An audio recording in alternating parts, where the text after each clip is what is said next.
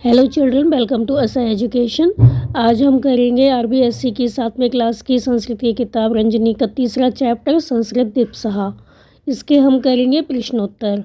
तो आइए देखते हैं आपका पहला प्रश्न क्या है। आपका जो पहला प्रश्न है इसमें आपको जो ये शब्द लिखे हुए हैं उनको देखकर बताना है कि क्या लिखा हुआ है। तो पहला प्रश्न है निम्नलिखित पदानाम उच्चारणम कुरत। निम्नलिखित पदों का उच्चारण कीजिए। पहला है इत्यादीनि, दूसरा है संस्कृत दिप्सहा, फिर है पूर्णायाम, फिर है बंधन उत्सवः, रक्षा बंधन उत्सवस्य, प्रतियोगिता, गौरवम, अस्तित्वम। फिर है आपका दूसरा प्रश्न एक पदेन उत्तरत, एक पद में उत्तर लिखिए, एक पद में उत्तर दीजिए। पहला है श्रावण पूर्णायाम कहा उत्सवा भवति। श्रावण पूर्णिमा में कौन सा उत्सव होता है? तो आंसर होगा रक्षाबंधन उत्सव। रक्षाबंधन का उत्सव मतलब सावन के पूर्णिमा में, सावन के महीने में कौन सा उत्सव होता है? रक्षाबंधन उत्सव। फिर है आचार्य शिष्याणाम हस्ते किम बंधयन्ति। आचार्य शिष्यों के हाथ में क्या बांधते हैं? आंसर होगा रक्षा सूत्रम, रक्षा सूत्र। वेदा कया भाष्या लिखता संति। वेद किस भाषा में लिखे गए हैं? आंसर होगा संस्कृतेन, संस्कृत भाषा में। फिर है वेदा कया भाष्या लिखता संति, ये हो गया आपका। अगला है प्रतियोगिता कुत्र आयोजनीहा। प्रतियोगिताएं कहाँ आयोजित की जाती हैं? आंसर होगा अम्बेडकर सभागार, अम्बेडकर सभागार में। फिर है अस्माकम भारतीय नाम गौरवम किम। हम भारतीयों का गौरव क्या है? आंसर होगा संस्कृतम, संस्कृत। तो पहले का आंसर होगा रक्षाबंधन उत्सव, फिर है रक्षा सूत्रम, फिर है संस्कृतेन, फिर है अम्बेडकर सभागार, फिर है संस्कृतम। फिर है आपका अगला प्रश्न एक वाक्येन उत्तरत। एक वाक्य में उत्तर दीजिए। पहला प्रश्न है संस्कृत सप्ताह से आचरणम कदा भवति। संस्कृत सप्ताह का आचरण कब होता है? संस्कृत सप्ताह का क्रियान्वयन कब होता है? आंसर होगा संस्कृत सप्ताह से आचरणम श्रावण मासे संस्कृत दिवसस्य अवसरे भवति। संस्कृत सप्ताह का क्रियान्वयन श्रावण मास में संस्कृत दिवस के अवसर पर होता है। संस्कृत सप्ताह से आचरणम श्रावण मासे संस्कृत दिवसस्य अवसरे भवति। संस्कृत सप्ताह का क्रियान्वयन श्रावण मास में मतलब सावन के महीने में संस्कृत दिवस के अवसर पर होता है। फिर है संस्कृत सप्ताह के कार्यक्रमा भवन्ति।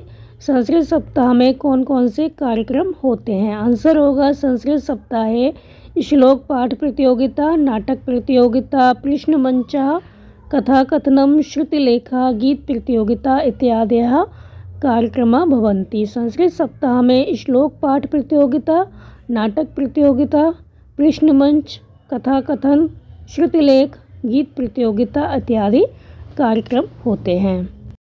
फिर है आपका अगला प्रश्न संस्कृत दिवसे केषां सम्मानः भवति। संस्कृत दिवस पर किनका सम्मान होता है?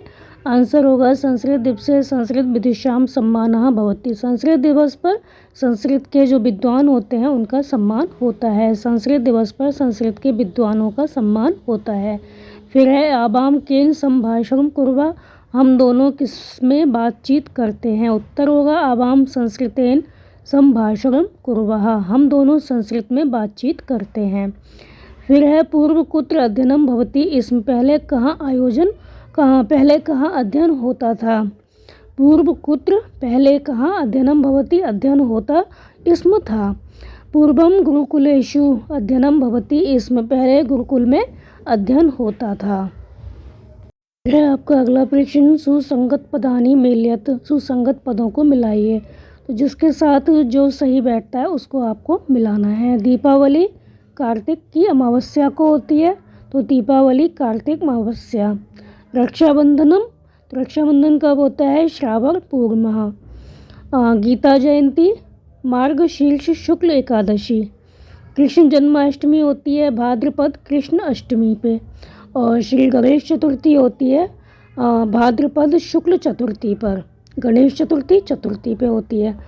तो दीपावली हो गई कार्तिक अमावस्या, रक्षाबंधनम श्रावण पूर्णिमा, गीता जयंती हो गई मार्गशीर्ष शुक्ल एकादशी, कृष्ण जन्माष्टमी हो गई भाद्रपद कृष्ण अष्टमी पर, और श्री गणेश चतुर्थी हो गई भाद्रपद शुक्ल चतुर्थी में।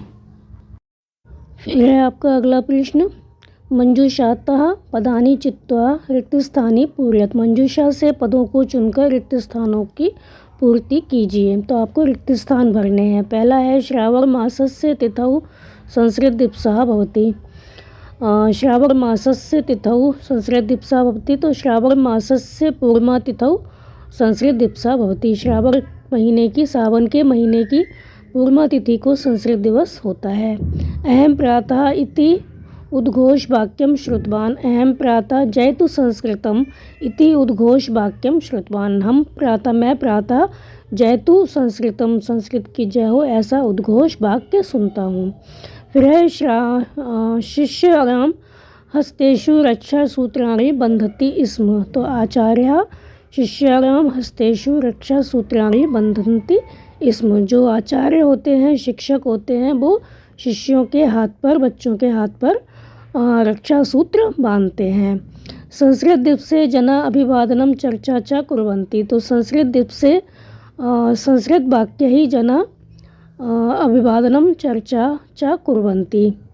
फिर है तू करणीया एव। तो शोभा यात्रा तू करणीया एव। शोभा यात्रा तो करनी ही चाहिए। तो पहले में आएगा पूर्णिमा, दूसरे में आएगा जयतु संस्कृतम, तीसरे में आएगा आचार्य, चौथे में आएगा आपका संस्कृत वाक्य ही, और पांचवें में आएगा शोभा यात्रा। फिर है चित्रधारण पंचमी विभक्ति रूपाणि जानीत रिक्त स्थानी च पूर्य। चित्र के आधार पर पंचमी विभक्ति के रूप जानिए और रिक्त स्थानों की पूर्ति कीजिए। जैसे कि इसमें है बालकः वृक्षात् पतति। जो बालक है वो वृक्ष से गिरता है। और आम्रम शाखायाः पतति। आम शाखा से गिरते हैं। जैसे कि वृक्षः, इसका पंचमी विभक्ति में क्या हो जाएगा, वृक्षात्। हस्तः, इसका हो जाएगा हस्तात्। और आकाशः, इसका हो जाएगा आकाशात्। गृहम का गृहात्, मंदिरम का मंदिरात्, यानम का यानात्।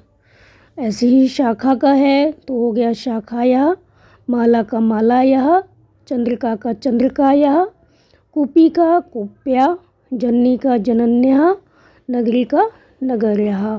तो ये आपको स्त्रीलिंग, पुल्लिंग, नपुंसकलिंग इनके रूप याद करने होंगे, तो आप इनको याद कर लीजिए। फिर है आपका अगला प्रश्न, कोष्ठ के प्रदत्त शब्द से समुचित रूपम संयोज्य वाक्यानि वदत। कोष्ठक में दिए गए शब्दों के समुचित रूप को जोड़कर वाक्यों को बोलिए। पहला है जलम पतति। तो जलम आकाशात् पतति। जल जो है वो आकाश से गिरता है। पंचमी विभक्ति लगेगी इसमें। जहाँ पर कोई चीज़ कहीं से अलग होती है वहाँ पर क्या होता है, पंचमी विभक्ति का प्रयोग होता है। कृषकः आगच्छति। किसान आता है। कहाँ से आता है, क्षेत्रात्, खेत से आता है। महिला आगच्छति। महिला आती है। तो नद्या आगच्छति। फलानि पतन्ति। वृक्षात् फलानि पतन्ति। वस्त्राणि पतन्ति। कपाटिका। तो यहाँ पर आएगा वस्त्राणि कपाटिकायाः पतन्ति। फिर है आपका अगला प्रश्न, रिक्त स्थानी पूर्यत। रिक्त स्थानों की पूर्ति कीजिए। तो आपको यहाँ पे रूप लिखने हैं स्त्रीलिंग, पुल्लिंग और नपुंसकलिंग के पंचमी विभक्ति के। तो यह है वृक्षा, इसका बनेगा वृक्षात्, वृक्षाभ्याम, वृक्षभ्या। ग्रामा का बन जाएगा ग्रामात्, ग्रामाभ्याम, ग्रामेभ्या। युवका का हो गया युवकात्, युवकाभ्याम, युवकेभ्या। महिला का हो जाएगा महिलायाः, महिलाभ्याम, महिलाभ्या। इसी तरह बाटिका का होगा आपका बाटिकाया, बाटिकाभ्याम, बाटिकाभ्या। और जवनिका का होगा जवनिकायाः, जवनिकाभ्याम, जवनिकाभ्या।